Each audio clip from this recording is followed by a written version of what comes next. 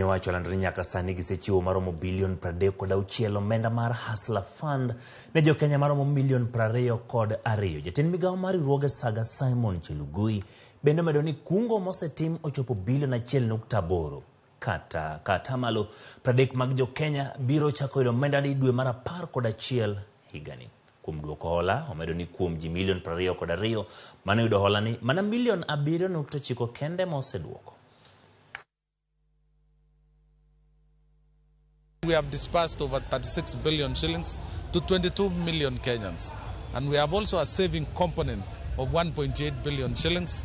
And we have 1.8 billion shillings as a saving component.